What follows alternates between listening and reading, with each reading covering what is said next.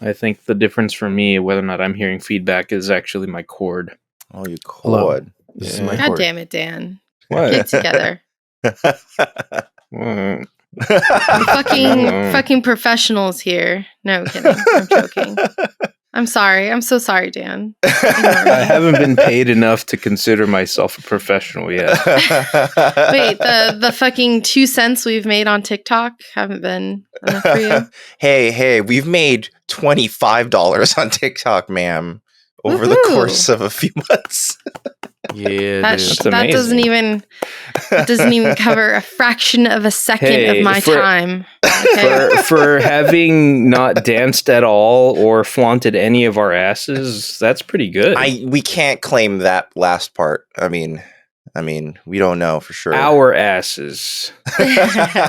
Howie That's Day true. style. Some other asses were definitely flaunted based on what episodes we've shown. But Yeah. Probably. oh boy, I'm gonna have to mute myself a lot because I still have a cough. oh that's fine. I Just cut cough out all straight the, into the mic. man. even when you cough, Ricardo. Jesse's I cut that out girl. of the What? I cut out all the coughs from the podcast. Oh, thank Don't worry you, about it. Marvin. You're the best. In Yeah. fact, he adds more coughs from the Yeah. stock audio effects website. Here's that. I isolate the cough and then I do the reverse it, then I reverb it, then I bring it back to normal. So it makes the devil like Missy Elliott. Yeah. Or the Devil May Cry intro when you first load up Devil May Cry. It's a reverse reverb. That's all going in the podcast, everything we're talking about. so Yeah. Put some Oh my flanger God. on it. Jesse's girl. flang it out. I don't Or am I remember supposed how to be do pronouncing this. a G, I'm like a confused. flange? Is I it don't think it's flanger or a- flanger? Is it GIF and GIF again? I Everybody, think I feel like we're all doing different podcasts. Yeah. Yeah, I'm sorry. We're all doing different bits right now. I'm talking to in myself. a way, I'm that's- doing a music podcast and talking about Jesse's girl. I should and just fucking- separate the channels, you Gin know. and So juice. like, you know, like when they do simulcast English and Japanese commentary with Yeah, fighting games. exactly. Yeah. They put the English in the left channel and the Japanese in the right channel. Works every time. Yep. By the end, you've learned every word. Yeah. You know, because the English 1-1. commentary is a 1-to-1 translation 1-1. live. So Ryu is Ryu. Oh, so that's how you say PogChamp in Japanese. Oh, Yeah. Okay. Pogchamp. Thanks Dead for on. thanks for that awesome translation. Yeah. De nada. Well, It's been a Jesse's while, everyone. girl. Sorry. It has been so long. I don't remember how to do this. I'm not sure. It's been a hot minute. We're We've been newbie Star Trek. partying. We've been having a good time. Don't tell them where we went. You don't want I'm people. so I didn't say where we hungover went. I still. said we were Wow. partying and having a good time. I'm just saying. I'm just preemptively saying. Be careful. I had really crazy dreams the other day. Oh, what? I had really crazy dreams the other What- day what too, was but yours because about? of an illness. Oh, me too. Um, Me too. Yeah, like when you're sick. Yeah. Oh, yeah. You have fucking insane dreams. Well, Oh, I yeah. also got high at the time. Oh, okay. So Sick and I was having I had my throat was killing me for days and I Mhm. couldn't sleep. And it had been like 3 days since I had slept. I was really sick. Oh my god. Mhm. Literally, I'd slept like maybe an hour or two a night for three nights, and I was Oh, starting to God. get headaches, and I couldn't go to sleep because I had a headache, and I had the headache because I couldn't go to sleep. You know, Mhm. it was a vicious Mhm. cycle. So I took some Tylenol for the headache and for the throat pain, and then I thought, you know what will help me is I'll eat a fucking edible. Oh no. And it'll put me out. Mm-mm. Well, because I was looking for my vaporizer, and then I realized that it had been confiscated at Dodger Stadium. This is story's fucking really long. they check for that? Yeah, because Wow. it had it. I went through the metal detector, and I just forgot it was in my pocket. If I had it in my back pocket, they would have noticed. But he noticed something in my pocket because my Oh, you pants were can't just tight. go back to your car in the parking Well, lot. Just put I it had in already there? scanned my ticket. Oh, Damn. that blows. So I had to throw He's it. like, I threw hey, it give me away. your Yeah. vaporizer so I can use it later. yeah, exactly. Yeah, little bastard. I should have just gone. You want it? Fucking here, and just throw it in the bushes.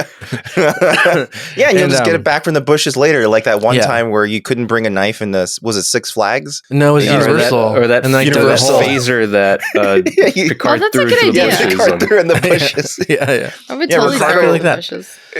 I had a Yeah. knife, and I forgot I had a knife, and I didn't want to walk all the way back to my car. It was for Halloween Horror Night, so I dug a hole in like just like where the bushes are, like there's just a That's bush, smart. a path. I dug a hole, and then at night at like 1 a.m, I'm fucking digging holes everywhere because I forgot where I buried it. Oh no! Damn it! But I found it. you have to put like a marker of some I kind. know, I forgot. Yeah. Oh, man. So anyway, I took an edible.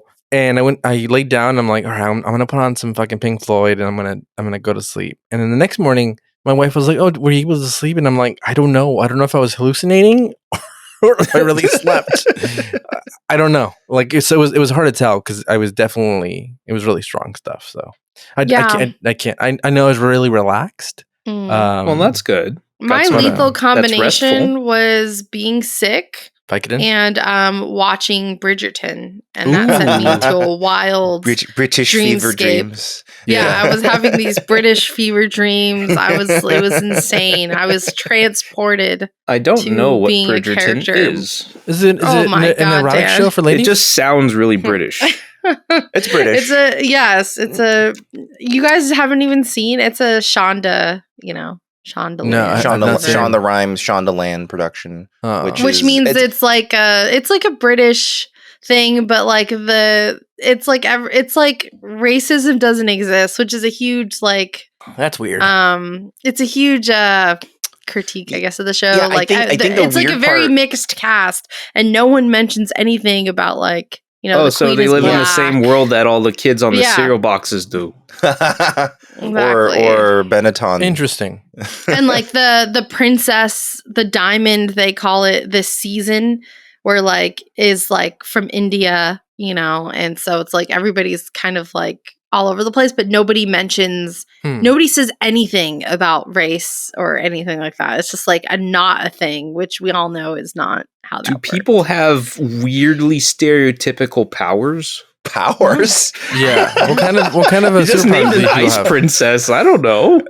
No, I mean, Well- they're just, the power to seduce. I don't know. It's just a period story. Oh. That's It's all. just a yeah. period piece. Damn it. Yeah. This turned out to be Just way pretend less it's cool than I thought. Yeah, it's just a period story, but they're also we'll just cast whoever we want. I And then wanted also- a whimsical romp full of racist superpowers. What? Yeah. And also, there's they just lots use of, contemporary music. Yeah. yeah. Oh, You'll okay. hear a classical version of Rihanna's songs or something like. Oh, I They don't like have that at a all. large chorus. Yeah. Do "Smells Like Teen Spirit"? Only Tim Burton can do that.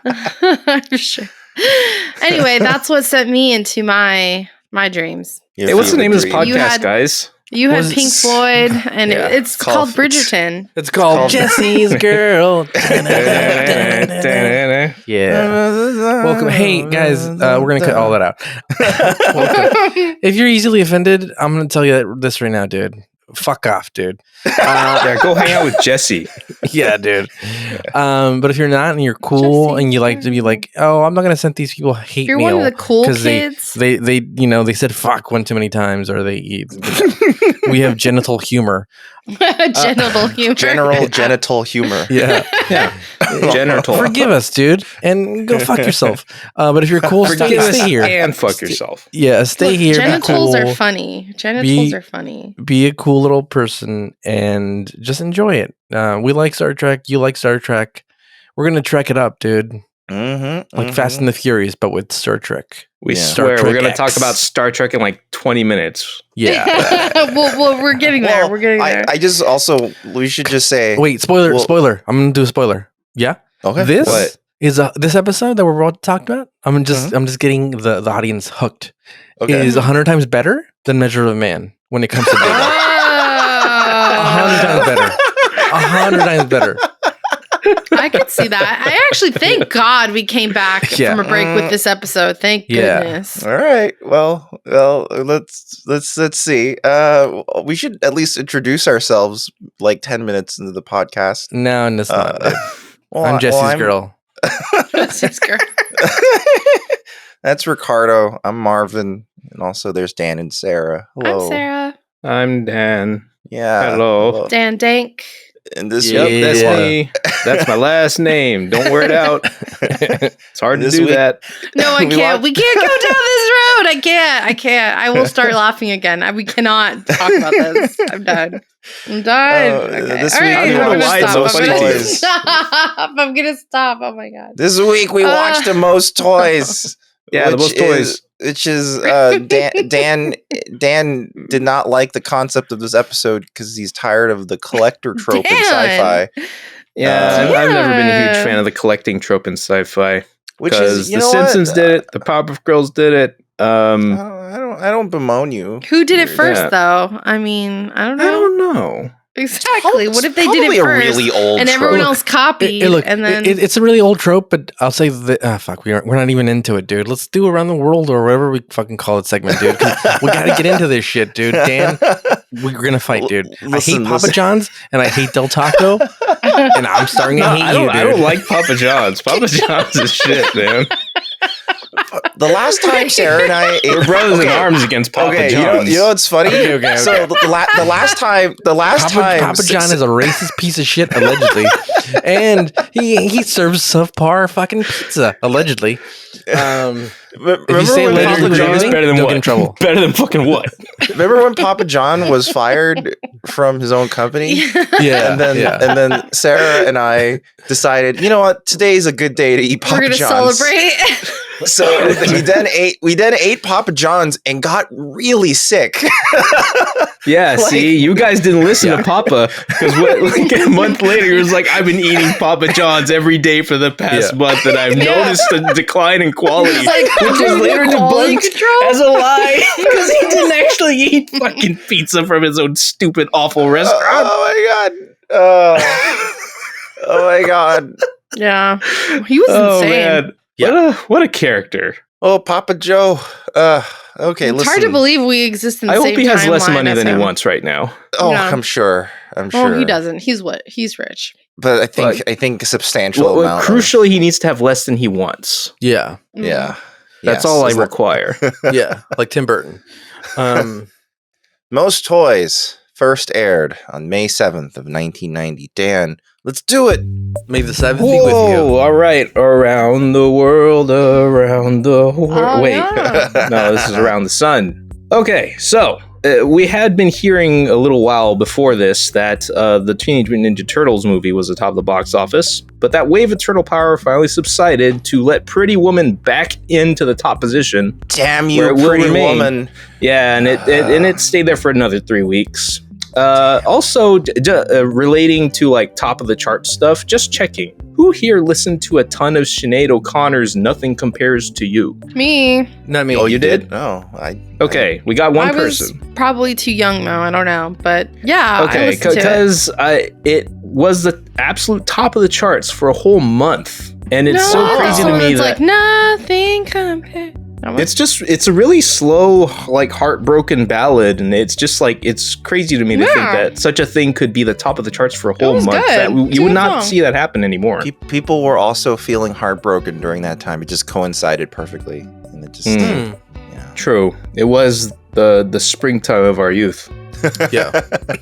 On April 30th, Jeopardy host Alex Trebek got married to a Oh real my estate God. mogul named Jean Caravan, with Rest 22 in years of peace. age separating them between 49 and 27. What? Oh, I wait, didn't wait a know minute. that. Hold on. What is? Wait a minute.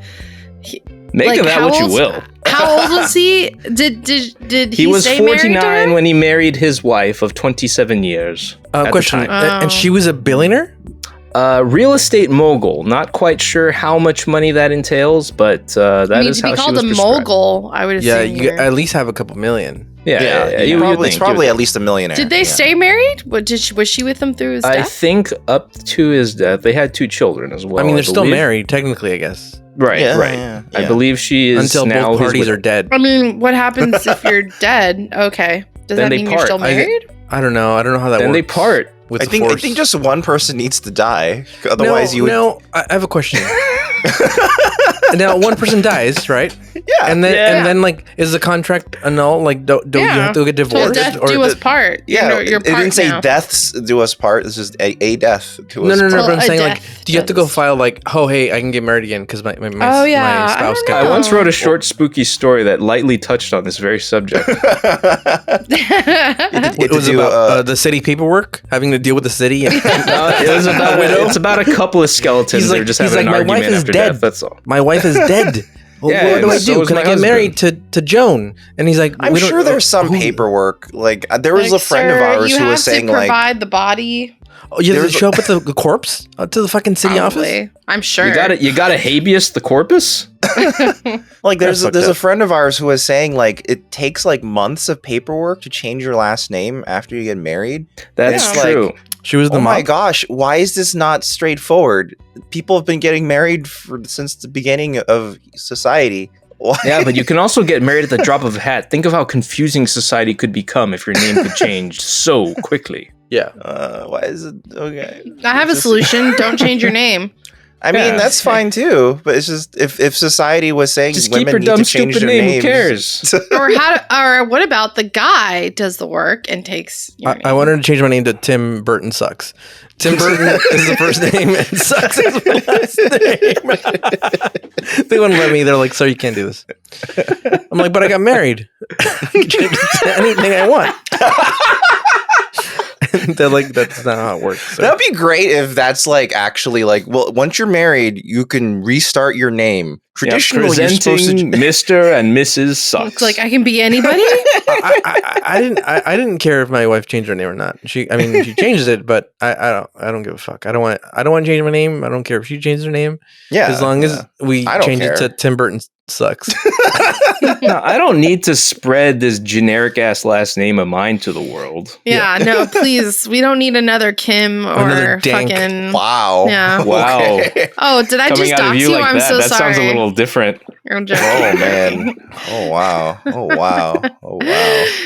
I'm joking. Another dank. Anyway, the only reason to have your last name as Kim is to make stupid pun names with your children. Like Little Kim, Like- like Little Kim joke.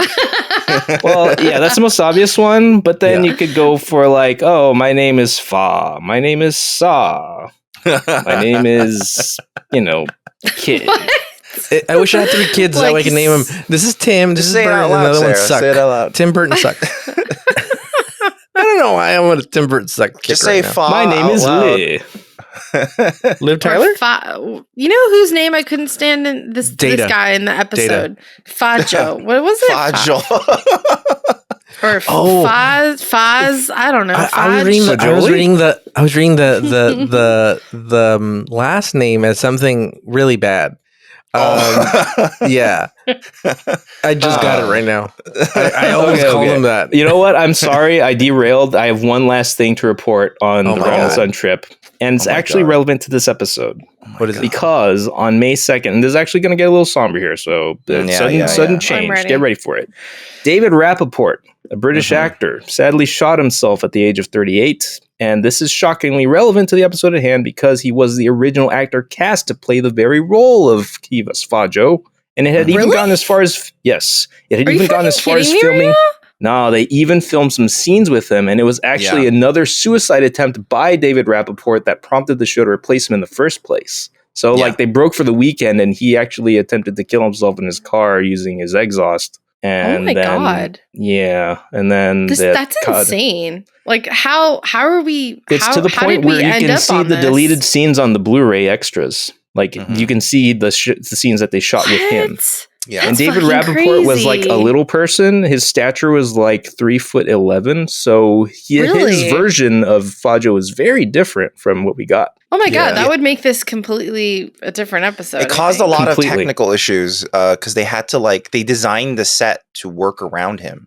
But I think they compromised though, because it wasn't entirely built to be at that height, and so like the guy was like, "Oh, thank our lucky stars that we didn't go whole hog on that." Because we didn't end up even using that idea very well. Did we plan that to watch this episode and then also like have this happen around the same? I don't know. Like no. Well, it's not based on this would have always happened. It's based off. It's based on around history. the time it aired. It's not literally changeable. So it's just fact that 5 days before this episode, it's just history. I like how she's like, God damn, that's crazy. We're suicide around recording in the same night. The dates that I look at. The dates that I'm looking at are determined by the episode itself, not by our place and time. It's just history.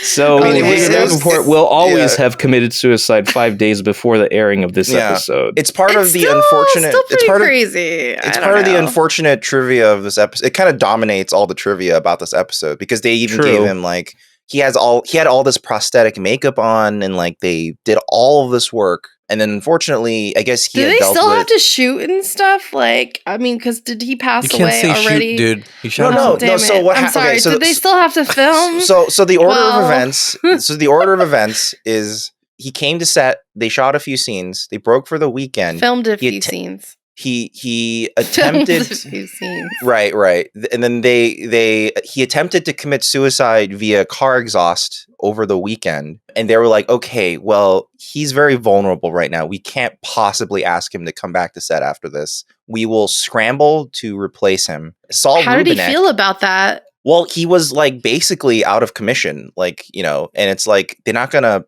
like force him to come back. That didn't like add to like his depression or any kind of like, do we know? I can't speak to what his emotional state was at the time, but I don't know though, but yeah, it just feels like if you have just attempted suicide in, you know, just having a day or two away from your work, chances are you're not in a very good place to resume work. I think that was their thought process. So they're like, okay, we need to figure out what to do. And then Saul Rubinek, it was just a complete coincidence. He's a fan of Star Trek, wanted to visit the set. He met with the director, Timothy Bond, and Timothy Bond said, hey, you know, in return for checking out the set, would you like a part in the show? So they offered the role to him. Wasn't he like friends with him too? Yeah, they were friends too. Yes. Yeah. Was it a sexual element? That probably. Let's just assume yes. Yeah. And then what happened is that on top of that, because 90s? yeah, so because he had never really done TV much at that point, he was hesitant, but then he decided to do it, and that actually started a pretty long career for him in TV in general. Like he's in lots of guest starring in TV roles, quite a bit. Well, I'm sorry, this wasn't his strong role. Well, I mean, was. What are you talking about? It was competently played. He's just very dislikable. Yeah. I think he actually does his job very well in being a huge asshole. Yeah, like they want him to die at any moment. You really, he's the biggest villain this series has had so far. I really fucking hate this guy. Yeah, maybe I'm just blocked by that, but that's insane. I mean, I wonder if that sadness carried over to the cast and crew while filming. I'm sure it affected them. Like pretty traumatic to go through. Because, like, you know, because David Rappaport didn't die during the course of the shooting the episode, right? Filming the episode, but then later, you know, I think we can say shooting. I think it's fine. I don't think. You know what's funny though? While full disclosure, listeners at home, I write out some notes regarding the round the sun bit if it wasn't already super obvious. But showing them how the sausage is made. But in so doing, I saw that I was using the word shoot, and I was like, See, fucking Dan was good. See, he was good. He knew. Yeah, so I decided not to use it for the bits that I wrote, but I revert back to shooting immediately if I have to think at all. So every time we talk about Richard Gere, we're not avoiding the word gerbil. I think it's fine. It's like a film term, you know. It's like we don't say Richard Gerbil. We have to get the Gerbil shot. You know, if we don't get the Gerbil shot, well, oh my god, on a gimbal, on the Gerbil. Yeah. I like this episode a lot. Well, okay. Well, all right, cool. Hang on. Wait, right before this, let's go do our sponsors real quick. Oh, sorry. Oh, because see, we forgot how to do this shit, dude. See, we're going so God fast. Damn it, dude. We were going so express. fast. I'm 20 too old for minutes this in. shit. I'm too old for this shit. Oh, we're going fast. ExpressVPN. Listen, I'm actually connected to ExpressVPN right now. You shouldn't be. What the hell? Because Zencaster doesn't like it. It's okay now, though. So Wow. they updated their lightweight protocol for PC. Yeah, that just means they're getting better, dude. They must have fixed it. Yeah, so there used to be a latency issue. Yeah, but now they updated their lightweight protocol on PC, so it actually runs about as fast as it does on the phone version, because they had actually targeted the phone version first as being the first place to roll out the lightweight protocol. But yeah, so even though ExpressVPN's getting older all the time, it's looking younger all the time. Yeah, dude. Feeling It's younger like in their Raquel mind. Walsh. Have you seen her lately? Or Christy Brinkley? No. Forget about it, looking dude. good? No way. Christy Brinkley. No way, no how. Not Only my chair, member not of my Christy- problem. Not my problem. Yes. Oh man, I was waiting for that. ExpressVPN, the best VPN in the world. You want to get into Pornhub really fast. You do ExpressVPN, okay? You want to do. Do you want to get into Japanese Pornhub? Yeah. Do you want to get into Russian Pornhub? Yeah. You don't want to do that shit, dude. Australian Pornhub? Yeah. Oh boy. Every country has a Pornhub. Want to go down under? Yeah. Yeah. You'll know you're in the right place if you see the correct flag. Hey, come over here to Austria to look at our porn. Did you say Austria? Yep. You want Austrian porn? Oh, mate, welcome to Austria. Yeah. You wanna know funny trivia? So back in the 70s or 80s, there was no ExpressVPN back in the 70s and 80s. That's incredible trivia, dude. It's true. There was the Austrian wine poisoning, where that famous like kind of trope where people replace wine with bits of antifreeze to like lengthen the wine. That came from this Austrian wine poisoning. So China and some other companies, countries, they're companies at this point, countries that were Asian, decided to ban Austrian wine. But because there was a general mistranslation, they also banned Australian wine. Oh boy. So in Australia was like, what? Well, first off, we don't make that much wine. Two, you're like, you can't get kangaroos. You can't get kangaroos to make wine. Their hands are too small. So yeah. Well, good. Keep your wine. But listen, we didn't want it anyway. Keep your fucking trim and keep your fucking kangaroos. But if you want to head over to Australia real quick, virtually, to look at with a VPN, you can sign up for ExpressVPN at expressvpn.com/newbie Star Trek. And if you sign up for 12 months, they give you another 3 months for free, which means the entire package is 49% off, which is a pretty friggin' good deal for VPN of this quality. You can look up independent reviews all over the net. ExpressVPN constantly ranks super high. There's a reason for that. Look, you should get your parents. If your parents are a little older, you should get them a VPN because that's actually helpful. Yeah. It's so started. Don't look. I don't want to get into it, dude. My parents are so bad. They're so bad. My parents get random packages delivered to their door. No idea from who, where, why. It's just that people very are weird. If they're on Facebook, they're gonna be clicking random fucking links, dude. Very random fucking links. They don't know. Like, hey, just don't click on links. Like, it's just better if you don't click on links. Just don't go to that site, or don't answer this email or message where somebody's asking you for something. Timmy fucking posted this. I must click on this link. No, tell you what, we don't even need Facebook. But if they're clicking, can't we just teach links, these old people like abstinence or something? Yeah, dude. Internet abstinence. No clicking ever. Yeah, no clicking, dude. That's the best way. Abstain.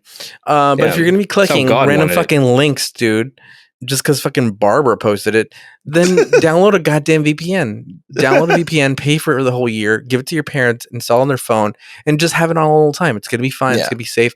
If it kicks off, it's gonna kick back on when it's back in range. Just to preface, it's not gonna prevent complete nonsense. Yeah, but it will help. To be fair, your parents are still stupid. That it won't take that away from them. Yeah, it won't stop them from installing the Bonzi Buddy. Yeah. That'd be amazing if Bonzi Buddy stuck around long enough to have phone versions. It's like a little, the Facebook Messenger, bubble floats on top. I like people of all ages. I don't want people to send me emails that I don't like old people. A Bonzi Buddy little floating app. That'd be amazing. Oh man.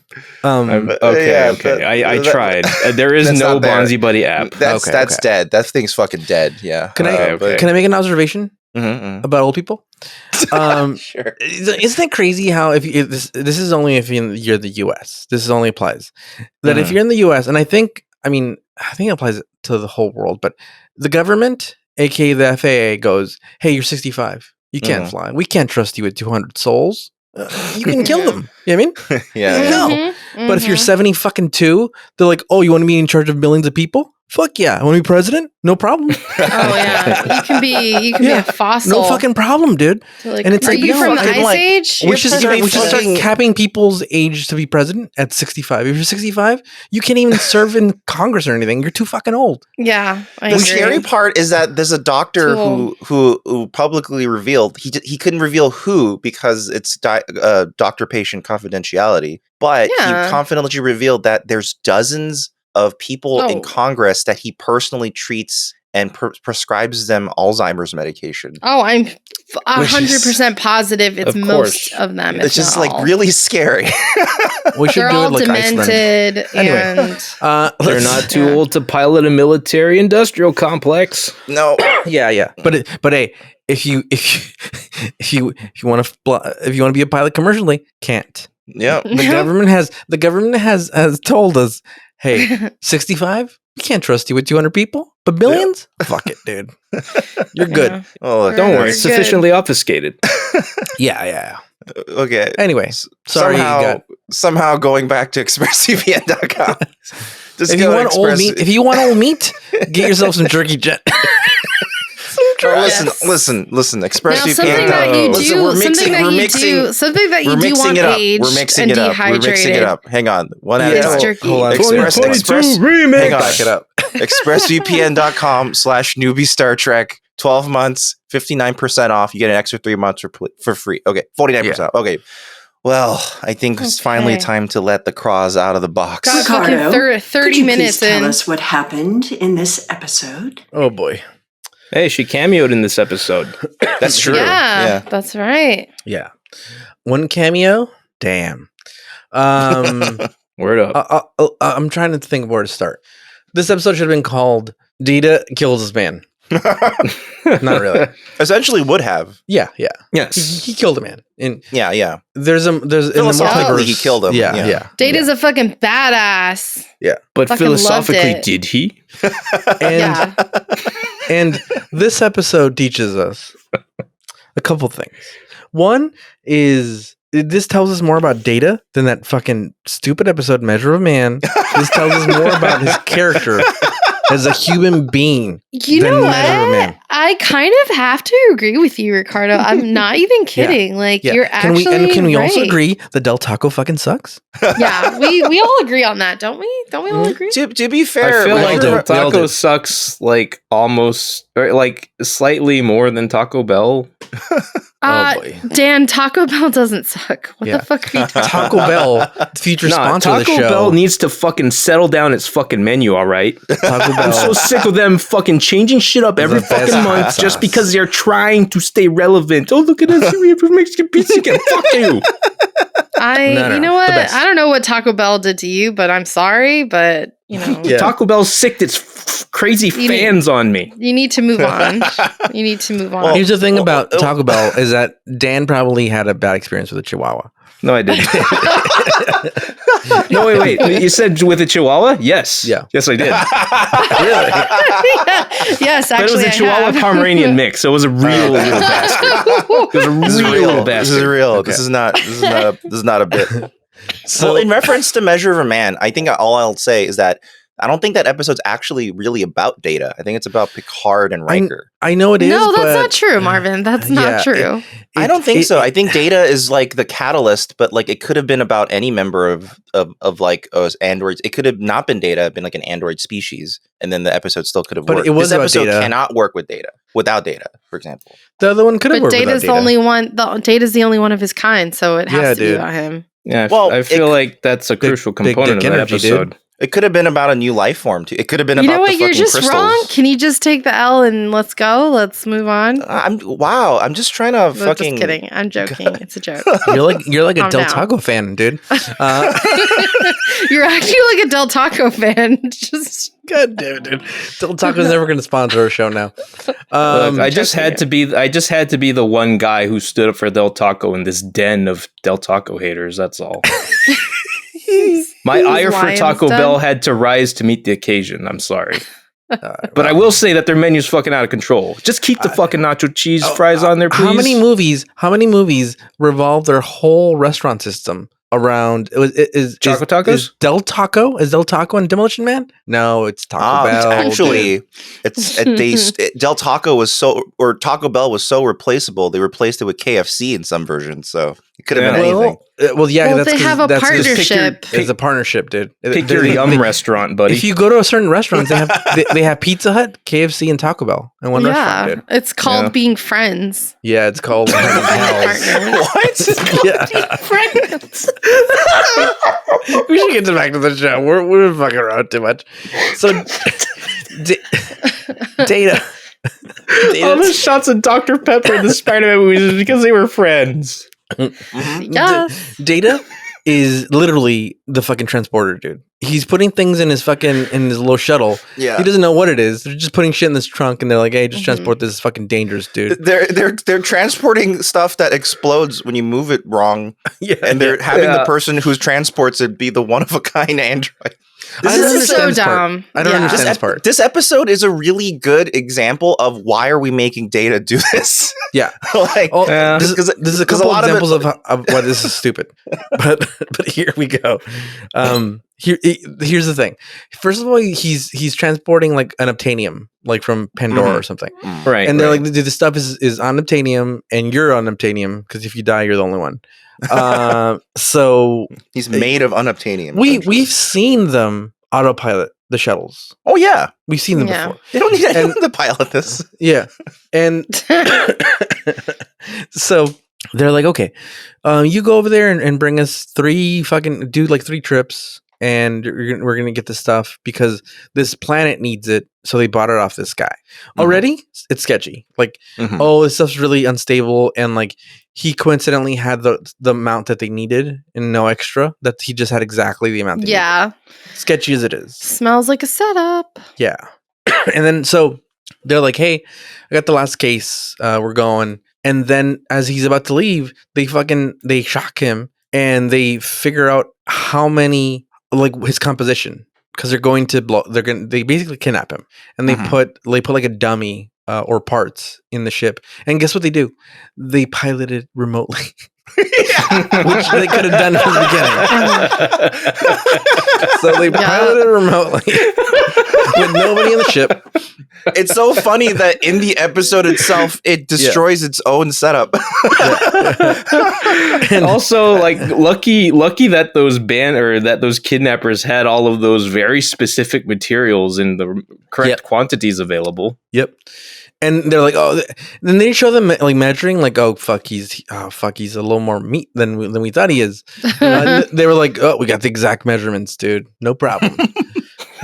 What if they just put like blocks of them in there and then they check like the explosion pattern and they're like, it's like Data exploded as blocks, you know? Because there would be like patterns. Like, I don't know. There's a bunch of fucking metal rods. Yeah, essentially. There's a bunch of carbon rods they just shove in there. Yeah. I wish Data was like liquid metal in the T-1000. Then he can change it into any form. Yeah. So then he's coming and he's made his way and the shuttle blows up. And they're like, oh my God. Fucking Data's dead. They're like, fuck. That sucks. All right. Anyway, we gotta go. Also, I was telling Marvin that like I would be, if I pass away in like a very tragic accident of some kind, knock on wood, can somebody please at least just No, we're all going to respond like this. just shed one tear. Just a little bit of crying. Just to show that somebody cared. Because nobody cares. Data. Nobody cries in this episode. No one's hysterical that Data just blew up in front of their eyes. Mm-hmm. Like everyone's just like, oh, okay. Picard Data. gets like visibly angry, at least. But like, wouldn't you be crying? I would be crazy hysterical and like crying and being like, "What the fuck?" The kid. What's his face? Timmy. Wesley. Yeah. Wesley. I was surprised that Geordi didn't seem like. I mean, Geordi gets the most upset, but like he gets kind of like, "I'm gonna figure this out," you know? Yeah, he gets really indignant about it. No one gets past like the anger stage of grief. But no one's crying. Like, where are the tears? Where is everyone screaming? Like, you know, what Tears the of a hell? Clown, dude. You know? Like the song. Yep. So please, Dan, do you promise me I'll get a tear from you if something happens? Smile now, I will cry keep later. a vial of Visine around just for the occasion. Okay. I hope Dan will cry just a little bit, maybe. Just I don't think he will. I Dan will just be like, damn, that sucks. I'll try to be Argentina. Taco fucking fan. We'll all maintain a professional distance from the event. Yeah, we'll just be like 10 feet from each other. You carry on the podcast. You're just like, well, anyway, that was that. Sarah passed away. Oh my god! Oh god, that sounds awful. I'm just gonna knock on wood now. there. Jesus Christ! Nothing's really made out of wood anymore, though. It's all compressed cardboard. I mean, I guess it's like this IKEA table I was knocking on, bro. That's not real wood. That's definitely not wood. God damn it! Is it particle That's board? cardboard. Oh, here's a perfect thing. I have a picture of Sarah in a wooden frame, so I'll knock on that. I don't know, man. There we go. Knocked. Do we have any superstitious people in our audience? Let us know if that is acceptable, or if it has simply sealed fates. Yeah. Your first knock attempt has failed. Your first knock attempt has failed. It has been decided. You have sealed a fate. So Data blows up, and they don't go, well, fuck, this is fucked up. Anyway, we have to go. We gotta go fix this random water thing. Yeah, they don't say. They don't say, "Hey, we have to go investigate this thing." Like, my first thing is, who fucked up? Yeah, because I sent my robot, who's smart as shit. He doesn't get measurements wrong. That's the part that really pissed me off, is that Picard said, well, sometimes accidents happen, and like it has to be only Geordi who goes, but it's Data. Yeah, he gets nothing that's crazy. Wrong. Like, come on, literally a robot. Yeah. Like he's literally perfect when it comes to procedure. like, are we really gonna claim like this fucking crazy Picard? And Picard's like, look, I gotta move on. Who's replacing Data? Worf? Let's all agree it's Worf. Get over here, dude. Like, yeah. Yeah, that's what I mean. It all happened so fast. Yeah. So Saul Rubinek's like, because they're like, hey, dude, could you get extra? His main concern, by the way, Picard is like, can we get more of this unobtainium thing shit? And he's like, that's the last bit. I showed you the one last bit. And he's like, yeah, like instantly, that's the first question. Yeah. So Saul Rubinek's like, no, that's the last shit I had, dude. It's sorry. And so they have to go to this place that's like 3 weeks away. Mm-hmm. And they're like, oh, well, we got to leave now. No time for like a 10-minute fucking inspection. Also, Data's a robot, and he's all hollow inside. They couldn't put a fucking air tag on him. It's a fucking future, dude. I thought that was like, why? It's supposed to be. They have... It's supposed to be their communicators, their comm badges, but they show that they removed it. There should be like a protocol. But also, about that, also, can't Geordi just go, hey, let's scan the ship like Data would and see if like his amount of mass is in the ship? Mm-hmm. How easy is to find? There's a lot of things they didn't do that they should have done. I think what they should have done immediately is like, okay, a member of Starfleet has died. A contingent of people will stay behind to investigate this while we complete the rest of the mission. Yeah. You know? And send like the most trigger happy fucking people. Go Wesley. Send Wesley and Worf. And let's also send Miles O'Brien. And why not? Because these feel like the people who are most willing to fight. So. Yeah. The Irish love to fight. Yeah. And if you're Irish. Come at me, bro.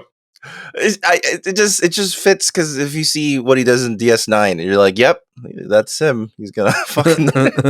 They really lean into the fact that he's Irish in DS9. That's funny. So he's like, okay. He's like, all right, well, I guess we'll go. I will accept your report. Yeah, and they take off. And Jordy's the one who keeps saying like, oh, this is weird. Like, it doesn't seem right. Blah blah blah blah. He keeps going on. Mm-hmm. Now we're gonna just focus on the Fajo, the collector. He sounds like a Greek dish. Yeah. Like I would like the Why side does of Fajo. The way they styled his character is so bizarre. Like he has like this weird hair. He's kind of he's got these like rings. He's got like this like tattoo on the side of his head and like this weird. He's like a circuit tattoo or something. Yeah. But his hair and demeanor reminds me of like a smarmy like Las Vegas guy. Yeah, like he's like really weird. And he's got these like pinky rings, these like big obnoxious pinky rings, and he's just, I don't know. He's just a really weird and then the hair is curled in front, but like in a weird way. Oh, yeah. I just imagine this is what a billionaire acts like in private. It probably just goes around going like, "Ooh, I got a thing I wanted." Ooh. And then they're excited over inane bullshit. So you find out that this Fajo guy, he is a collector and collects rare shit. And he likes he likes not just rare, literally one of a kind. It can only be the thing that's literally the only one left. Like rich people shit, dude. It's not about destroying the remaining copies just to make sure he has the only one. Wait, but aren't we all one of a kind? Not really. We've gone through the Sarah. Like that's really optimistic. Humans are not special. That's a really romantic view of humanity. We're all one of a kind. There's never going to be another Ricardo or another Marvin or another Dan. We like to think that we're very that's technical scarcity. Not real. Yeah, but in reality, I fall into category. Literally, I fall into like I literally fall into like a psychological category. Literally, the guy most willing to kill. The man most willing to kill. I guess how would they categorize you? I don't know. Like, what would I be categorized as? I'm not sure. Someone who likes Taco Bell. Likes Taco Bell and cats. There's got to be a million of me. Mm-hmm. Oh God, there's so many of you. Really? You don't think I'm one of a kind? Oh no. Well, I mean, I guess I'm there's literally two other people that are like me that share similar DNA. Exactly. So your argument is falling apart as you say. You're the least qualified to begin this argument. That's true. I'm the least unique person here. I'm the only child. I should be the one going, well, I'm the unique one. You are the unique one. That's right. No one's like you, Marvin. Truly. No, truly. I'm a Korean. There's millions like me. We're all very homogenous. So Fajo has like I forget, what does he have? Like, does he have like a? It's not. Is it a Hank Aaron baseball card? One of like it's some sort of baseball card. Yeah. He has the Mona Lisa too, right? Which was a really stupid, funny detail. He's got the melting clocks painting, and he's got he's got a weird animal that's like, I think it's an animal that it's in the Flight Navigator, the little squishy thing. It's just funny to me that like most of his treasures are like human things. Yeah. Why the fuck would he care about that? Well, he does have the alien ghoul thing. Yeah. So that's kind of special. That's kind of interesting that he has some of these things like the Mona Lisa and like, like did we just eventually in the future we just kind of gave up on that stuff like that? Like we're just like, all right. Or did he like steal it or like what? I think the idea is that the writers are uncreative. He has a Roger Maris card. He has a Roger. Yeah, it's a Roger Maris card. I imagine that these things were probably items thought to have been lost, probably during World War III. So he probably just took the opportunity. World War III. Wow. Okay. Yeah, there's a World War III in the world of Star Trek. It's a nuclear war, and he's got some like maybe like Egyptian stuff or like some Greek art or something. Like it's all very, I don't know, vaguely historical things. Yeah. Yeah. kind of probably just whatever they could find in their prop room, honestly. What if he all he collected were sexual things? He's like, this is probably a sex room. 13th century fucking honestly, dildo. this should have been called what is the episode called? It should have been called Sex Toys or something. The most sex toys? Yeah, the most sex toys. It really seemed like that was part of his intent of keeping Data 100%. Yeah. We'll get into that because I wanted him there's to some ask weird stuff Data, about that. are you fully functional? That would have been great. But in fact, I believe there was a cut scene in which Data is supposed to be like tested for his sexual ability by using like that henchwoman. Yeah, like Fajo's like, hey, henchwoman, test out Data's sexual capabilities. Check out that he's fully functional. Are you serious right now? Yes, and then it's like really embarrassing and awful for the henchwoman, obviously, and that helps turn her for later. Mm-hmm. Oh my god, that's crazy. So they gave her like double motivation to turn versus Instead, they just went with like that Squid Game scene. Yeah. Everything retroactively rips off the Squid Game. Yep. As a Korean, you heard it here first. Yeah. Just like how everything retroactively rips off Stranger Things. Yeah. And then it's been like 5 minutes since he died, and then Jordy and fucking old Timmy go over to Data's quarters and they start fucking handing out stuff. They start disseminating his personal items. Through his stuff. Yeah. Okay, is this a thing Please where don't you go, do that. where you go, he's died, so let's take the gift that he was given from a person and give it back to that person? That feels weird. Well, it's going to, it's going to Goodwill, Marvin. I don't know. What do you want us to do with it? It's going to fucking. I feel like if you have to give it to someone that it doesn't obviously have like newly established value for, I guess he also doesn't have next of kin. So that's all he can do, I guess. Yeah. Look, either it's going back to the person or it's going on the table for anybody to take on the ship. When they should have gathered everything up and sent it to Lore. Wherever he is in space. Yeah, it's like, please, space stork, carry this, or space pigeon, take this to Lore, wherever he is. Yeah, see, that's another thing. I mean, that's another thing that's really messed up is they're not crying. They're going through his shit. They're just like, whatever. Like they don't care. I mean, they're being sentimental, but they're not like as sad as you would expect them to be. It's been like 5 minutes, like 2 minutes, barely. Yeah. He's not even cold yet, Well, he's very hot because he got exploded in a fireball. Exactly. And then space probably cooled him down right quick. That's true. You're right, Scientific Dan. He got cold real fast. And then so Faja's like, hey, I collect all these things. You're here because I'm gonna collect you. You're one of my collection. And then he sends a henchwoman to give him a new robe because he's gonna show him off to some other fucking billionaire, fucking bitch ass fool. Yeah. And he says, put this on. And he's like, I'm not gonna put it on. I'm not your monkey, dude. And he's like, oh yeah. And he throws fucking acid on him. He's like, fuck you then. You're naked, you bitch. And he's like, oh fuck. So then he makes him put on the clothes. And, wait, was that acid to like burn off his clothes? It was specifically just to make him unmodest. So you know what Data should have done? Data should have just stayed naked. I would have been like, you know what? I'm gonna be naked. Yeah. That would have been the power move, but unfortunately he does have a modesty subroutine. I was really hoping he would because and then the whole show we could have just had it. We could have just had it like that really weird blur, like just those like blocky blurs, or tasteful foreground objects tastefully covering his genitals. Exactly. Like Austin Powers style. Yeah, exactly. We could have done that. That actually would have been amazing. I wish they did that. Yeah. And Data's like, you know what? I'm not putting on your clothes. I'm going to be naked. Oh, that would have been great. He's doing his escape sequence while fully naked. And then I mean, it would be like Arnold Schwarzenegger in Terminator. Yeah. I mean, it would have been like Eastern Promises. It's a bathhouse fucking fight, but for 2 hours. It would have been like the transporter. He'd get greased up in that shuttle bay. Yeah. He's like, try to catch me now, motherfuckers. He finds a bike in the shuttle bay. Yeah. Takes the pedals. So then he's like, hey, you better do this, you better do that. He wants to show him off.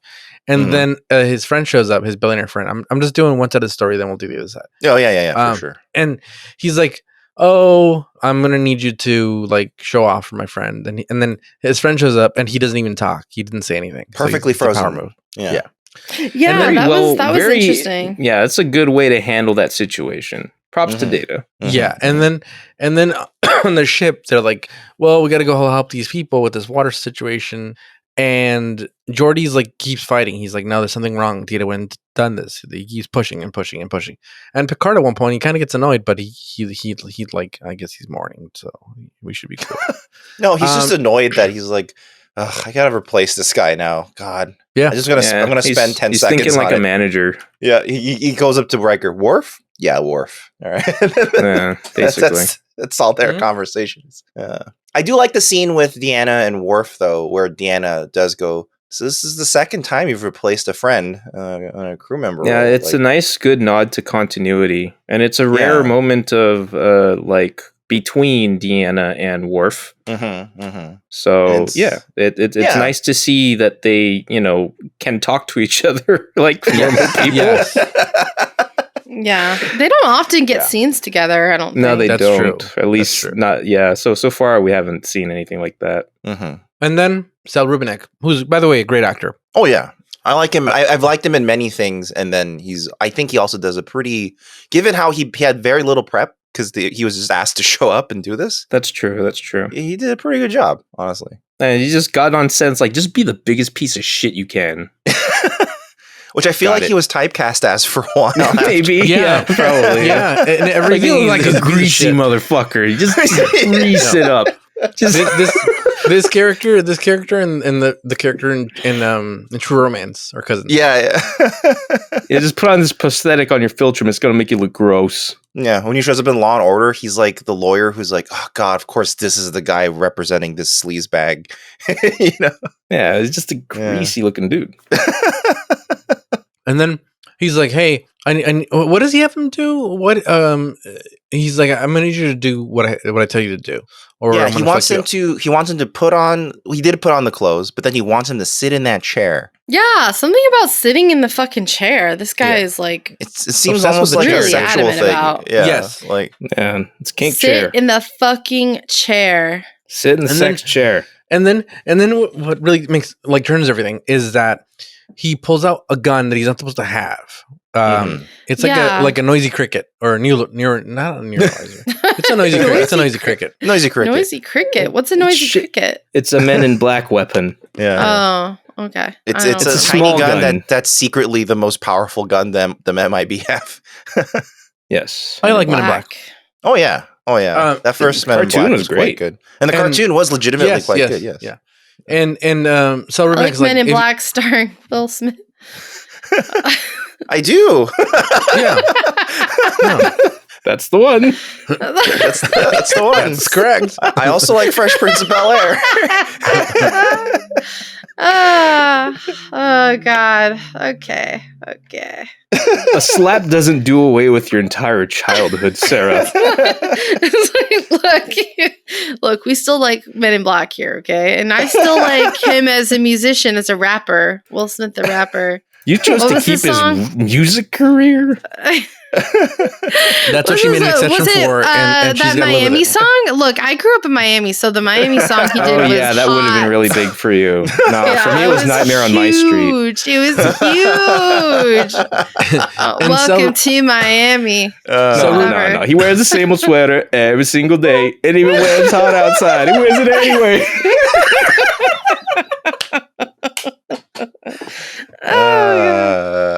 Okay. Anyway, what? Oh God. Okay. So for some reason he wants him on the fucking chair. It's weird thing. Yeah. He's like, sit in the chair, and then he's like, no. And he's like, all right, I'm gonna take my noisy cricket and I'm gonna point it at my sister and I'm gonna fucking shoot her fucking face off, and then it'll just disintegrate all of her. And he knew what that meant, so he's like, okay, before he even like can truly threaten it, he says, Fajo, he's already in the chair. Because like when it comes to protecting life, he'll do whatever it takes. Yeah, that's what he cares. I should also mention it's like a crazy disruptor. It's like designed to kill with the most pain possible, or something like that. Oh my God! It's not like it's a killing weapon. It's like a torture weapon almost. Yeah, it's a particularly cruel way to kill someone. Yeah. So So meanwhile, the Enterprise goes to deliver this fucking thing they need to deliver, and they find out that the problem with the water that they needed this thing for, it basically like someone had created the problem, so they have to go buy this thing, these dangerous fucking element, and basically Geordi finds out that probably that this dude sabotaged them because they wanted them to go and buy the shit from these people specifically. That's how they figure out that Data's probably over there or something. And the dude collects. They have to make the extra leap by being like, okay, but why would he do that? He wouldn't make any money off of this transaction. And then in fact, he's losing money. Yeah, and they finally do a background check on him.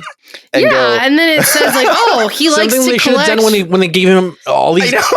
All this. The moment they meet him, they go, "What is this? What is he? Who does he do?" And the fact that they had a record that just shows everything, He likes to collect rare, one-of-a-kind things. They're like, of course. Oh, let's not send Data over then, Yeah. Let's send, also, his plan doesn't make a ton of sense because he had no guarantee that Data would be the one handling this delivery. Well, maybe he knew ahead of time. Like maybe they gave the plans or something. But it all hinges on the fact that Data would be doing this, and why would they tell him that Data ahead of time? got sick. We're gonna have to send Wesley. Yeah, or hey, we figured out that shuttlecraft have autopilot. It's probably easy for it to just go back and forth on its own. You think he would have kidnapped Wesley? He's like, oh, the world's youngest terrorist. Yeah, maybe. My precious. He brings in his friend and he goes, listen, this is the world's youngest terrorist. He's like, no, he doesn't even say that. He just says, this is Wesley. Wesley? Huh? Wesley? Real last name, Picard. And he's like, oh, not the terrorist known as Wesley Picard. And he just gasps and starts backing away. Yeah. He's like, you fool, you've killed us all. Yeah. And biting his knuckle. Yeah. Also, he just takes a cyanide pill and he's like, fuck you guys. I'd rather die now. Yeah. I mean, him collecting Data is like a total sex thing. Like, I see right through. Now that there is the deleted scene too, it's like 100% confirmed. Like when the guy comes when he brings in that other dude, that weirdo, like who's essentially dressed in a robe. At him. Yeah, he's looking at him with like a magnifying glass. This is essentially like, Jeffrey Epstein's island, and then they used Data as another sex toy thing.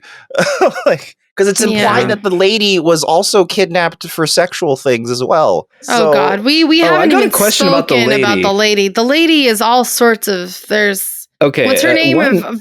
V something. Varia. Val Kilmer. like the suit from Metroid. I have a question for y'all regarding this lady. Do you think that her face is like that naturally, or is it the result of a punishment? No, Dan, she says it in the episode. Yeah. She says you either can get punished severely, then she stops and touches her face for like 2 minutes. It felt like a very long time. Yeah, and then, I think it's or you can be rewarded. Like she was burned, like chemically burned or something like her. He did something to fuck up her face. Because she didn't listen to him or something. Okay, then follow-up question. Do you think that Fajo thinks it's okay to just let her do all of her business out in the open, thinking, people just think she's an alien? I think what it might be is that people care. I think she may have like some. I think if you look at her, she has like general alien features, but what distinguishes it is that the left side of her face is slightly swollen compared to the right. I think that's the reference to like she did something. So I think I think her face is burned. I just think people like maybe she gave some kind of other explanation. Like obviously they had been together for a very long time. He makes a point about this, like, oh, it's been 14 years.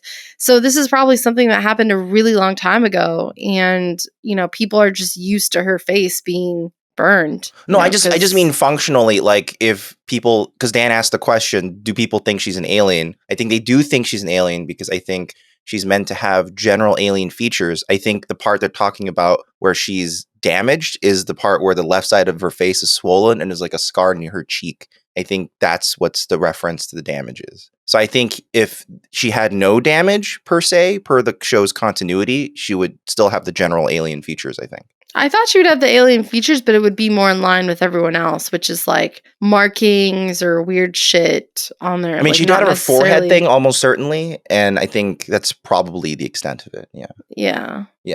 Anyway, this guy totally abused her. You know, it's meant to be like an abusive kind of, like a Epstein situation. You know, she's been kidnapped or under his control for this long in an abusive, I don't want to say relationship, but abusive, some kind of, control. Just like captivity.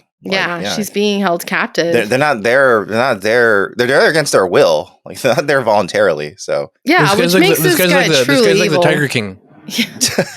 Oh my the God. worst type of Tiger King. Yeah. He's like, I'm never going to recover from this financially. He's a jerk. I was looking up Varia's like page on Memory Alpha, and they have no insight as to like her prosthetics or like what species she was supposed to be. It's just that she was a female humanoid. Probably a Lossavarian. I don't. I think sometimes in Star Trek they were just like, just general alien. We can't think of it right now. They just move on.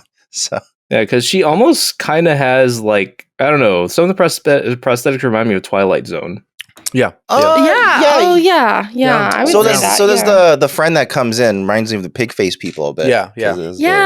This episode is very Twilight Zone, I think. I mean, arguably, lots of Star Trek in general is very Twilight Zone-y because many episodes are high concept in terms of setup. Well, I think just this one in particular, for some reason, feels more like that than others. And then this girl, she's like, "Hey," tells Data, "If I help you escape, will you take me with you?" And he's like, 100%. Let's get the fuck out of here, dude. Mm-hmm. So they take one of the guns and they're gonna get the transport ship and get out of there. Mm-hmm. But they need to give themselves like enough time to escape before so the ship doesn't catch up and all this bullshit. The alarm goes off or whatever. Yeah. So they're trying to do it, and the fucking alarm goes off. She fucking fucks up. Someone fucks up, dude.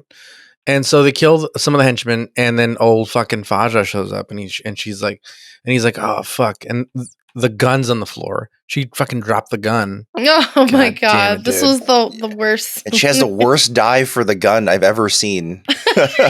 It's worse than Cypher's dive for the gun in the Matrix. Like it's totally not believable. You only have one shot. Yeah. She just completely fucks it up. Missed her chance to blow. Yeah. And Faja kills her. He shoots her, and then he throws the gun. And he's like, "Oh no, God!" He throws the gun but he's like, "You knew what was going to happen, you fucking idiot." Yeah, he's like a dumbass who can't even be cognizant of his own actions. He's like shocked by it. We have to talk about Data's extreme strength and how they shot this, when he's fighting these people or whatever, strong, and they just cut to it's just like I've never seen it. I don't recall seeing it to this level. I don't know, but no, he's done it. He's done it a few times. It was just funny how they shot it though. It'd be like the scene of Data holding him, and then cut to guy flying across the room. Mm-hmm. Just I don't know. The issue is that they're very bad at representing Data's strength. yeah, that's the thing. It's not the best. He's as strong as Jessica Jones. Make of that what you will. Presented in the same way. Yes. And by this time they know that this guy's bad, so the Enterprise is on its way over here to save Data. They assume that Data's alive now. Mm-hmm. And Data picks up the gun because he drops it. Old Faja drops it. And he's like, "You're not gonna fucking shoot me, dude, because fundamentally you're made to not harm humans." And he basically is like, he's like, "I'm not gonna do anything." And he's like, "You're gonna surrender and you're gonna give yourself up to authorities." And he's like, "Or else, what are you gonna do? What if I don't accept to do?" Mm-hmm. And he starts fucking commanding to him to do things. Mm-hmm. And he basically, this says a lot about Data because this makes him a human. I think the fact that he was willing to kill because this guy didn't respect life. Basically, he didn't respect. Yeah, he's goes revenge. On. I think he goes through I don't think it's much revenge as much as it was like, well, you don't value life, so I have to put you down, kind of thing. Yeah, I think what he does is that he basically goes through all the logical routines of it, and then he goes, because his line is, "You cannot be permitted." I cannot permit this to continue. So right. I think he's kind of being like, you know what? Even though I'm very logical, and there is a subroutine that prevents me from actively harming someone, unless it's self-defense. To me, I have the ability to break the subroutine, and I'm gonna do it. And in the space of a few seconds, he solves the paradox of tolerance. Yeah. It's amazing. Yeah. And he's about to shoot him. He actually does shoot him, but he gets transported away by the transporter. Yeah. Mm-hmm. Yeah. And when he's in transit, Miles O'Brien's like, oh, he's like, there's a weapon in transit. And he's like, and it was discharged. Yeah. I was like, there is no like ambiguity as to what happened. Data was totally gonna ice him. What's funny is that the showrunners actually wanted to preserve as much ambiguity as possible and asked for it to be made less clear, I think. Oh, really? I mean, they made it pretty clear, though. Huh. So it's pretty clear. It's pretty clear that they shot the guy. Like both the writer and Brent Spiner agreed that he fucking tried to shoot that guy. So they were just like, let's just say you shot him. Yeah. I mean, it's hard to, because then the only other way to do it you can't say the line, I cannot permit this to continue, right? Right, then exactly. Have him he raise can't the gun. Do nothing. Yeah, he would literally then just be standing there. Yeah, and he's then been holding the gun away. at him the whole time, so... Yeah, it would be very actually nothing. It'd be very anticlimactic. No, it would be dumb. I like that Data shot. Data was like ready to fucking get rid of this guy. I was very happy about it. Yeah, and I'm glad that Dan brought up the paradox of tolerance because, you can't be intolerant of the intolerant. It's a paradox, but that's what you got to do sometimes. No, you can't be tolerant of the intolerant. You have to be intolerant of the intolerant. Yeah, you have to be intolerant of the intolerant. God, I'm confused now. How much wood could a woodchuck chuck if a woodchuck could chuck wood? Huh? I mean, the clearest example is... Am I tolerant of a tolerance or tolerant of intolerance? The clearest example is you can't allow Nazis to exist because of free speech. It's like, no, the Nazis just don't let them exist. But Nazis do exist, and they did exist. I know, but like they existed because people decided to tolerate them. But the paradox of intolerance states that we should not have let them exist to begin with. So... That's right. The more intolerance you tolerate, the more intolerance will generate. Yeah. How much tolerance can a tolerant if a tolerance could tolerant? I hate people that are intolerant of other people's culture and the Dutch. So he basically tells Riker, like, oh, it must have been a misfire. Not me.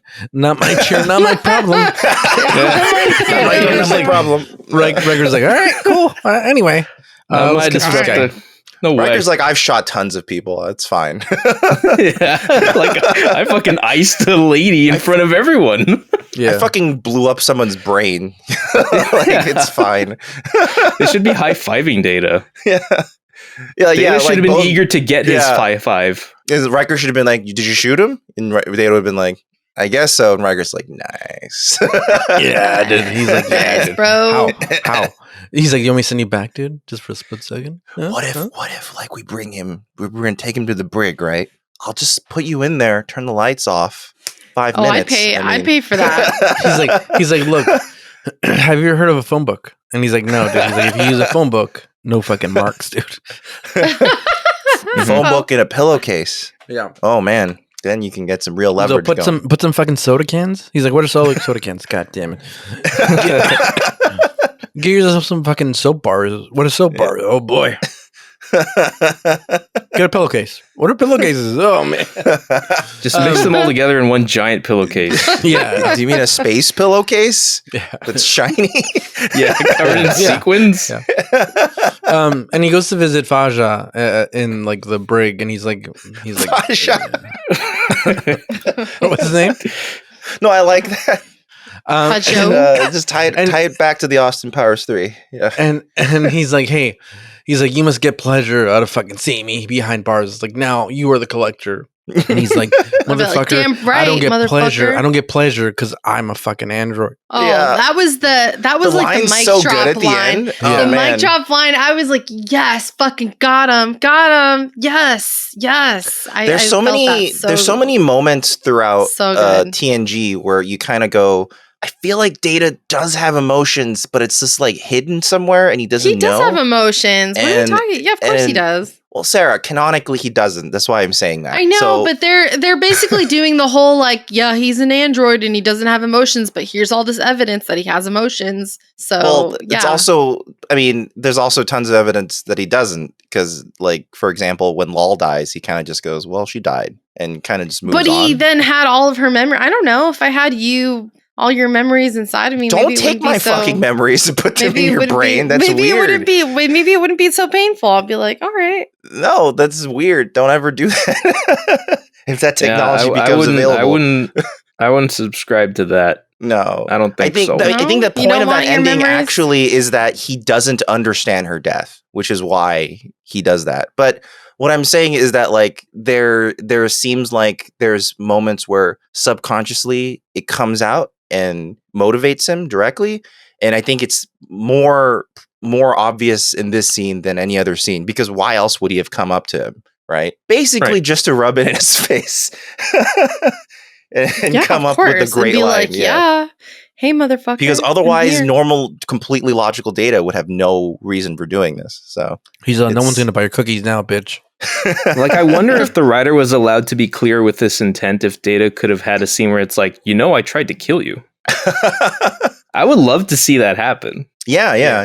That would have been gonna kill you now. And then the guy was like, check this out. The big, the robotic android, got a flash of anger. And it's like, I'll fucking kill you.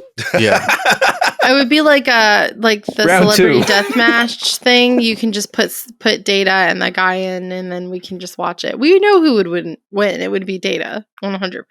I would have taken his Roger flinging people across the room. Yeah. I would have taken his Roger Maris card and then duplicated it with the replicator, then mixed it in, shuffled it, and just been like, wee. Wait a minute. If you're like synthetically replicating bubblegum scent, like, are you somehow tarnishing or tainting the card? Mm-hmm. Yeah, I'm sure. Probably. This guy sucks. This guy's a piece of shit, dude, and I'm glad he's dead.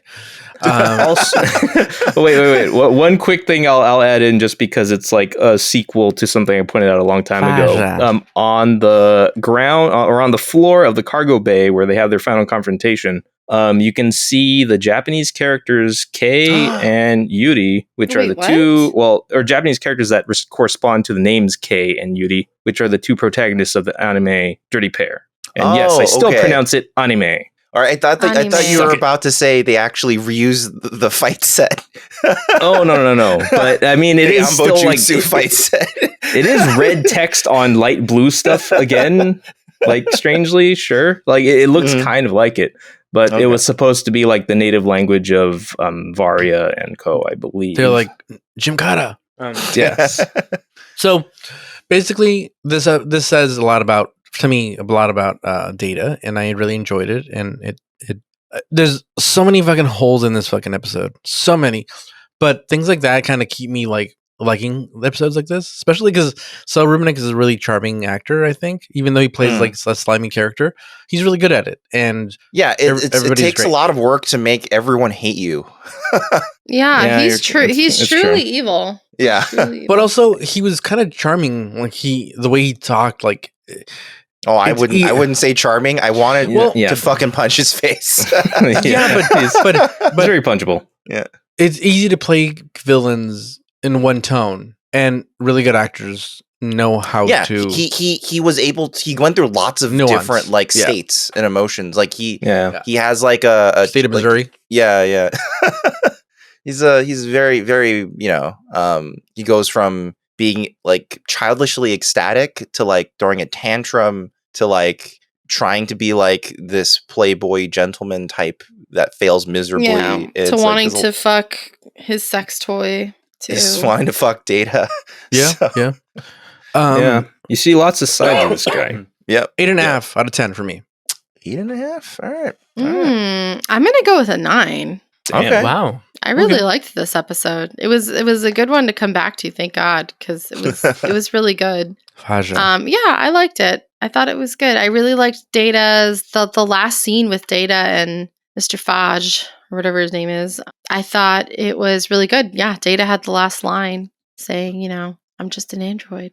I think I would give it an 8. I liked the episode a lot, actually. I liked it more than I remembered liking it in hindsight. I think the only problems I have with it are that like it feels a bit cyclical. Like we keep it was almost comical how every time we cut back to the room, Data was doing some other mundane activity. Like, he was like feeding that weird animal thing. The animal, or checking out the Mona Lisa and trying to match the face. Which is funny. But it felt almost formulaic as a result. And the other thing is that like the not doing a background check thing really 100%. Yeah.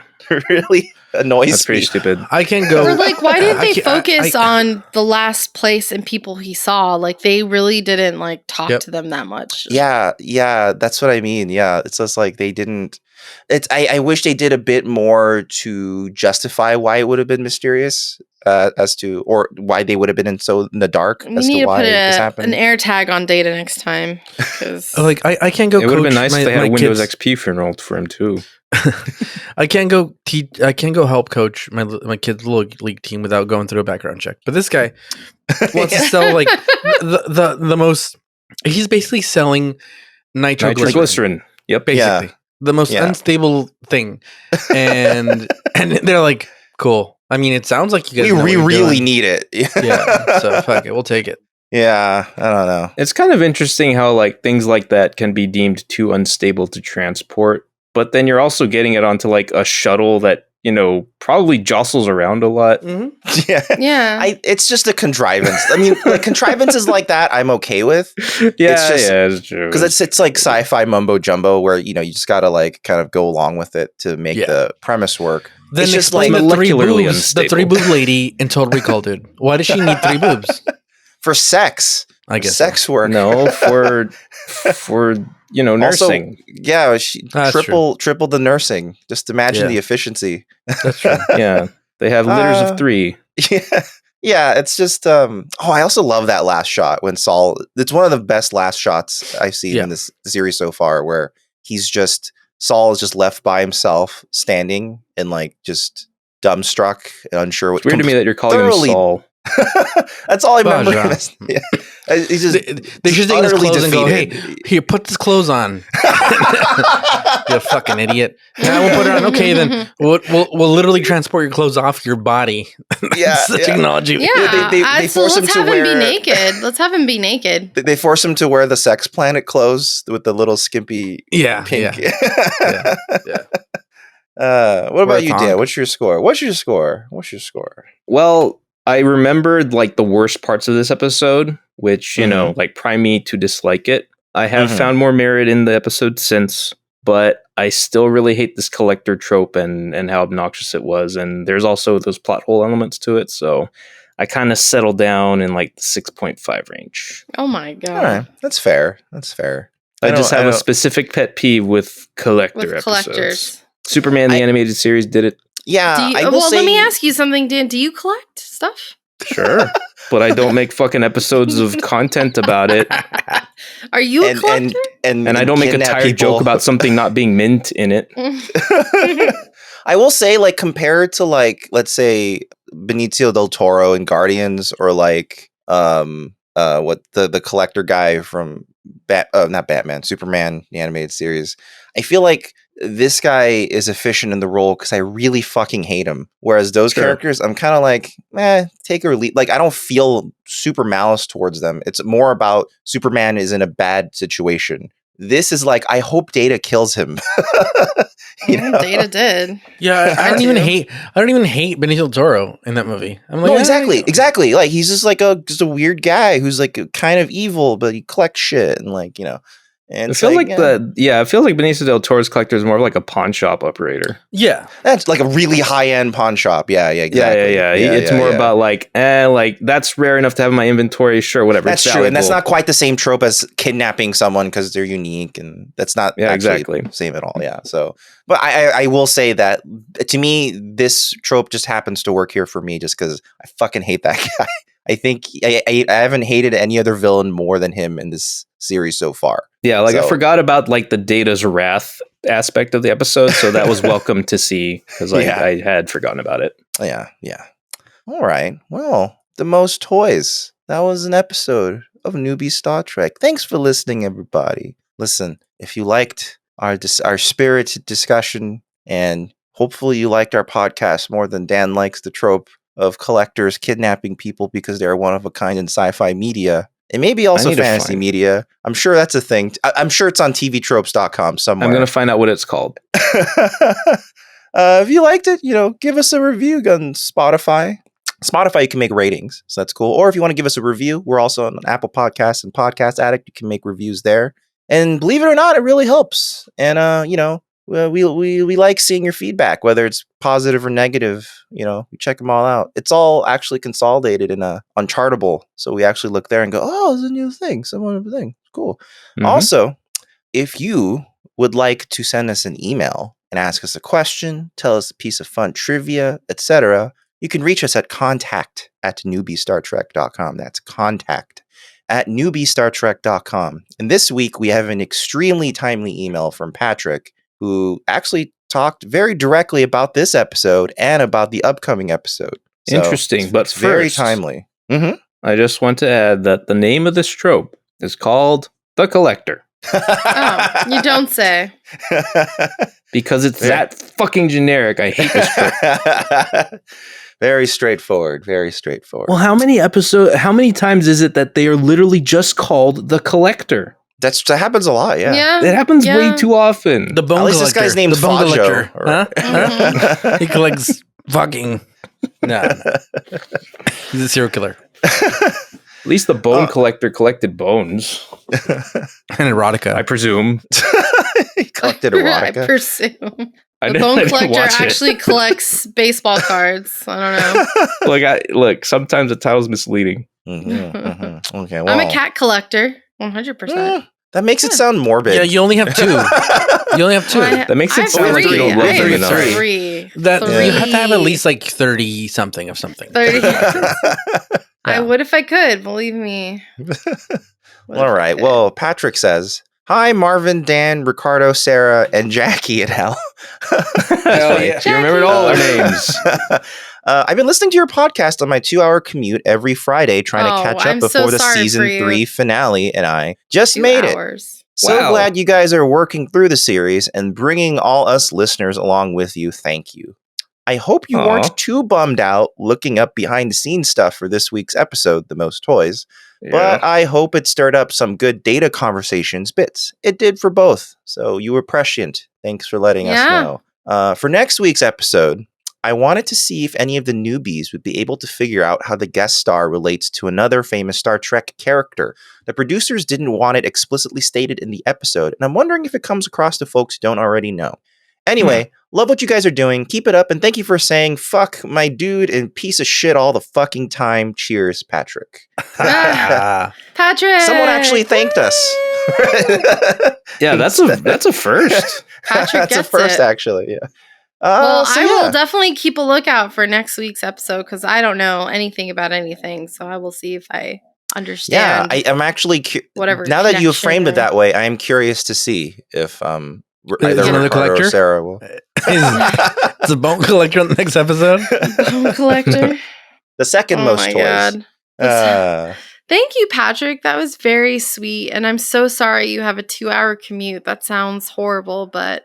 Maybe we can make it a little bit better for you. Hopefully it's both ways. Okay, in your opinion, what's the better 2-hour commute? One in which you are driving or one in which you're just on public transit, but 3 different kinds? I'd rather be driving. Oh, are you kidding me? The 3 different kinds of public transit, like you're on a subway, then you're on a bus, one kind of transit. Fuck that. I think I would prefer the one kind of transit, but only if for clarity, we live in LA. I don't think I'd want to take the transit past 10. So I think it's probably not. That's the best time to do it, dude. That's easy, crazy stuff happening. I got one. Would you want 2 hours? 2 hours in stop and go traffic, or 2 hours going? Oh, 2 hours going, of course. Just zooming. Yeah. Even though it's probably wasting more gas to be zooming, and it's and you're going a further distance. But. Yeah, but it just feels better. Yeah. My leg gets cramped up in fucking stop and go traffic because you're that too. Stop go. Yeah. It's horrible. In my mind, if I can't travel a mile a minute, generally speaking, in directions around me, I start getting angry. Yeah. Like if I have to travel 30 minutes or if I have to drive for 30 minutes to travel like 3 miles, like, fuck you. Yeah. I mean, that's LA, Dan. LA. Hello. Yeah. That's why I don't live there. You know who they should have replaced the actor that passed in this episode, or the original actor? Oh, who? I'm sorry. Say again. The guy that replaced David Rappaport. Yeah, Michael Rappaport. They should have replaced him with a little character actor called Jan Michael fucking Vincent. Would have been a beautiful collector. Imagine him. What if it was John Travolta? You and your Jan Michael Schilling. He's still trying to make Jan Michael Vincent January a thing. John Travolta. I think John Travolta is creepy enough to would have worked in this. Yeah, he could make a could make a great Fajo. Yeah. And he's got the hair. He can make the hair go. I want the John Travolta from The Fanatic to be to play. I haven't seen The Fanatic, but I've been watching The Offer, which is the making of the Godfather. Oh, They keep talking about Al Pacino, like, Al Pacino's got to be in this.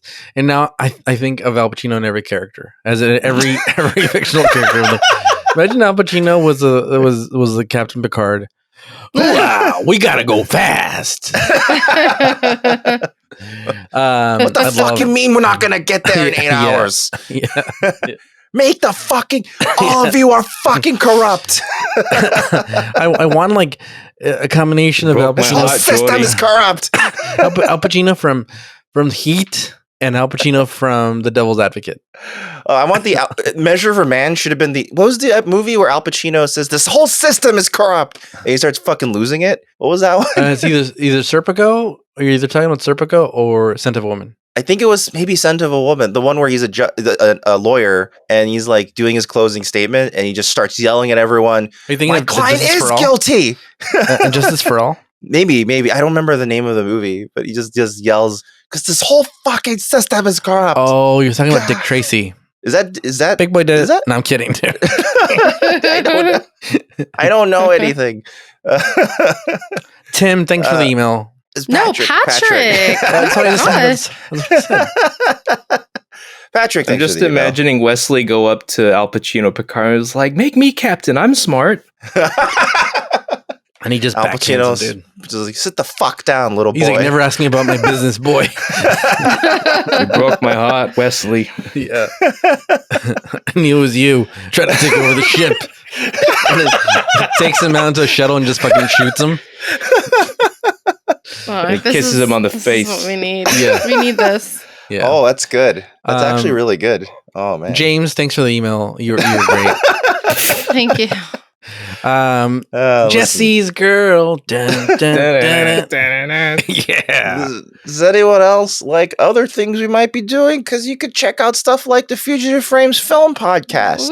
Whoa! Yeah, we're eventually going to have There's more stuff on there. Stuff's coming up. Don't worry. Stuff's coming. And also, we have our YouTube channel, Fugitive Games. We actually put up new content this week. It's called the Stanley Parable Ultra Deluxe. And we had an interesting time with it because Dan and I had played it before, so it's not a regular playthrough. We're just kind of the previous iteration of the game. We didn't play Ultra Deluxe before. Yeah, we played the regular full Stanley Parable before, and then Ultra Deluxe is like, what if we added stuff? So that's that version. And what is added and the nature of what was added is part of the fun. Yeah, because self-referential.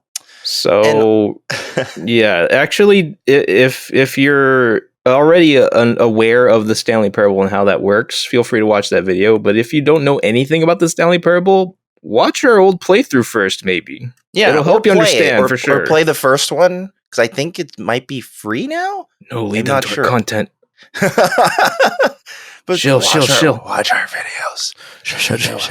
You go watch our videos, and then all that beef jerky over private network and all that stuff. You can find it at fugitiveframes.com. That's fugitiveframes.com. Oh, I forgot to mention one more thing. This is a personal shell for me and Sarah. Oh my god, dude! No one's gonna buy your jerky, dude. So the movie we both made, A Knight's Tour, it's now on a new streaming platform called RevStream, which is part of the Revelation Perth International Film Festival. We made a separate deal with them, separate from our distributor.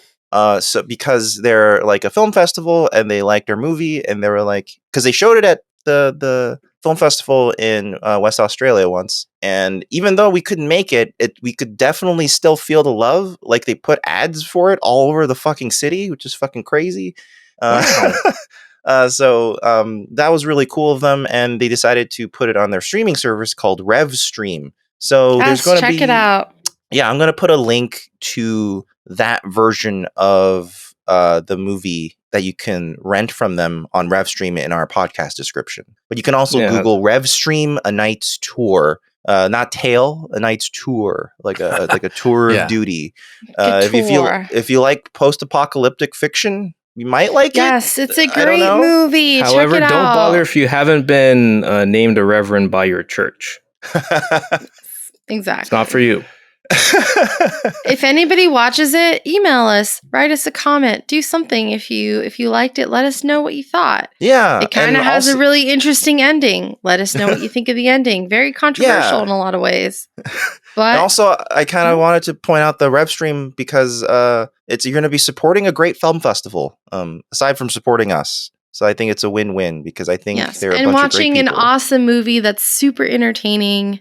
And it's a good movie with great actors. So. Yeah, I will say that the performances therein are legitimately very good. Yeah, I will say we got really, really lucky with the actors we worked with. You had some really great actors and performances in that movie. So just Google A Knight's Tale. No, I'm kidding. Got Google me. I mean, would they even find it if they searched for it? A Knight's Tour, I think, if you not every streaming service has A Knight's Tale, That's true, actually. Yeah. Actually, let me just do an incognito search of A Knight's Tour and see what comes up. You'll find the website. Oh yeah, the second is our IMDb entry. Sick. So you will find our website for the movie, and then you can go there and figure out where it's streaming because it's streaming on a ton of different platforms. Yeah, and you can watch it, and you can let us know what you think. Yeah. Full disclosure, if you really do want to watch it for free with ads, you can just go to Tubi and watch it there. Mm-hmm. But if you go to the RevStream version, you will be helping out a really great film festival. I think they're really awesome. So, all right. Next week, we're going to watch... Great people, those Austrians. Put another shrimp on the babby. That delicious Australian wine. Wait, what do they call a trunk again? A what? A boot. A dingo. A boot. A boot. A dingo ate your baby. Wait, do the Australians call the trunk a boot as well? Yeah. They grab a lot of the English parlance. Yeah. You ever heard that? They share a lot, but Cisco the Dragon's from there. That's why you wrote the thong song. I think for car things they ended up because they call it a gearbox as well instead of a transmission. I think because there was a Top Gear there was a Top Gear like Australia instead of a butt they call it a fart box. I don't know why, but instead of a whoopee cushion they call it a fart bag. Yeah. Instead of a wristwatch they call it a Clock Time Johnny. I think that's from an old 4chan piece of shit post.